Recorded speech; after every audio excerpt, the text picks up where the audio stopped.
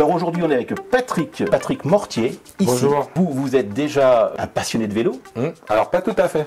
Pas tout à fait. Alors comment ça s'est passé? Vous êtes tombé dans la marmite comment? Eh ben moi en fait, je cherchais un moyen de déplacement pour me déplacer de Plombières à Longwy. Ah, perso, c'était sur le plan perso. Voilà. Et je cherchais un moyen de déplacement économique.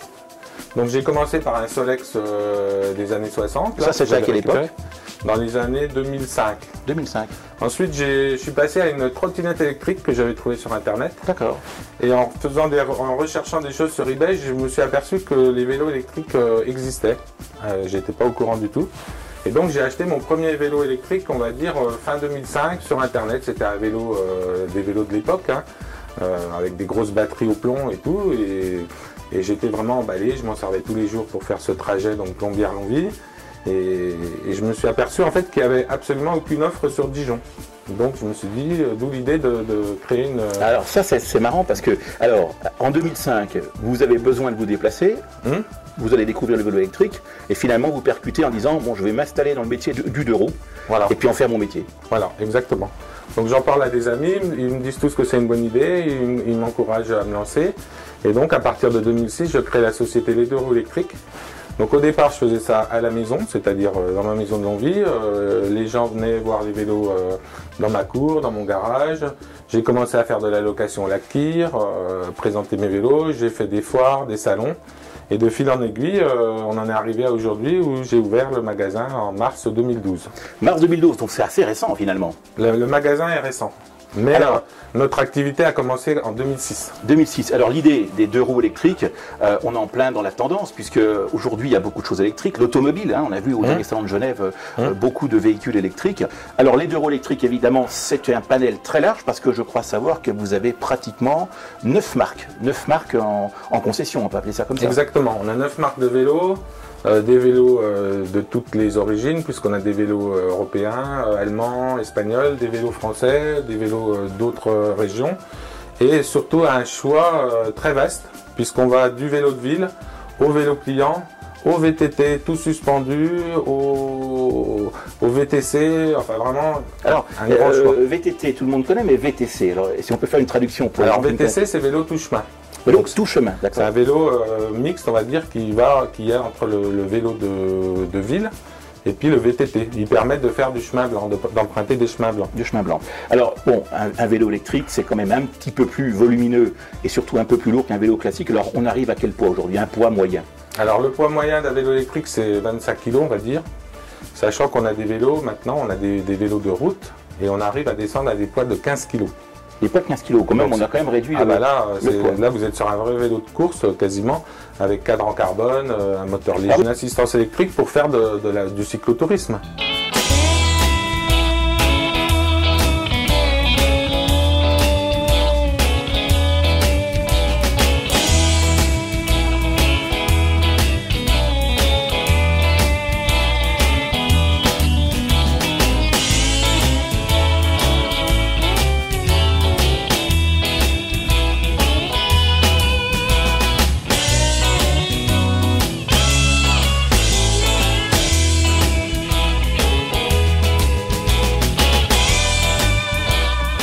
Dans les vélos électriques, alors, il y a des gammes, il y a un seul cadre, et des gammes qui sont en fait unisexes, on peut appeler ça comme ça. On a le cadre, ce qu'on appelle le cadre hollandais ou le cadre ouvert. Voilà, donc ça c'est typiquement le vélo qu'on vend aux urbains pour aller au travail. Le gros avantage du vélo à cadre ouvert, c'est que vous avez un passage, un enjambement très facile, puisque le cadre est ouvert. Et puis vous avez une position qu'on appelle dos droit, qui permet de bien dominer la ville. Alors par exemple, on prend un vélo d'une gamme moyenne, combien de temps moi je mets pour recharger mon accu? Alors une charge complète, c'est à peu près 4 heures. 4 heures, c'est encore raisonnable. Oui, c'est très raisonnable, surtout que les gens en général ils branchent ça le soir, ils s'en occupent plus et récupèrent le vélo le lendemain matin. D'accord. Il faut savoir aussi qu'en 2 heures, vous avez récupéré 80% de votre charge. Hein, une charge complète, c'est 4-5 heures. Mais en 2 heures, vous avez récupéré 80% de votre charge. Ça veut dire que si par exemple, vous faites un grand tour, vous allez dans la vallée de Louche par exemple, vous arrêtez au restaurant de midi, vous pouvez très bien vous mettre à recharger votre batterie et vous avez récupéré pendant le temps de votre repas 80% de votre autonomie. Ce qui permet quand même de rentrer. De rentrer facilement. Est-ce que le fait d'utiliser le coup de pédale peut éventuellement faire durer la batterie? Il y a quelques modèles de vélos qui proposent de la recharge, donc c'est uniquement en descente. Parce que quand votre moteur se met à devenir une génératrice, en fait, à ce moment-là, il freine. Hein, c'est comme si vous aviez une grosse dynamo, et du coup, ça vous freine le vélo. Donc ça ne peut s'utiliser qu'en descente.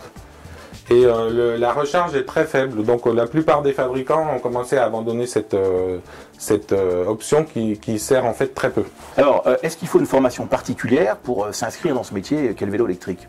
Bah, disons que oui, il y a quand même, il faut déjà avoir une connaissance du vélo classique, puisqu'il faut savoir qu'en fait les vélos électriques sont extrêmement fiables, et la plupart des pannes qu'on a à résoudre sur nos vélos, c'est essentiellement des pannes de vélo classiques, c'est-à-dire changer des patins de frein, régler un dérailleur, resserrer une colonne de direction, c'est des choses comme ça.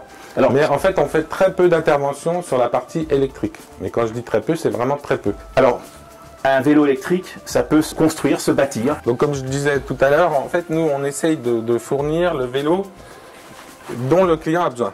Alors comment on fait, comment on pratique? Essentiellement en expliquant aux gens déjà qu'on a deux grandes familles de vélos électriques. Les vélos avec ce que j'appelle les vélos mobylettes et les vélos vélos. Donc le vélo mobilette, en fait, il a un capteur de pédalage. C'est-à-dire qu'il y a des petits aimants et aussitôt qu'on se met à pédaler, c'est ça qui met le moteur en route, qui permet qui lance le moteur aussitôt qu'on commence à tourner les pédales. Le moteur est averti et c'est comme ça qu'il démarre. Donc ce vélo-là, l'avantage, c'est que si vous voulez, on peut ne pas fatiguer du tout. C'est-à-dire qu'on peut rester en première, pédaler tout doucement, et puis le vélo, il roule comme une mobilette. Donc ça, on le vend beaucoup aux gens qui vont au travail. La deuxième sorte, c'est ce que j'appelle le vélo-vélo. Là, on n'est plus sur un capteur de pédalage, mais sur un capteur d'effort, sur un capteur de couple. Donc le vélo, il va réagir à l'effort que vous allez fournir sur les manivelles. D'accord. Alors est-ce qu'on peut aussi louer, on parlait de location de vélo, mais par exemple, coup de cœur, je veux louer un week-end, c'est possible chez vous ou un mois par exemple? En fait, tout est possible, on loue de la demi-journée au mois. Combien de sortes de vélos différents chez vous? Alors, en sorte de vélo, on va trouver à peu près maintenant tout ce qu'on trouve en vélo classique.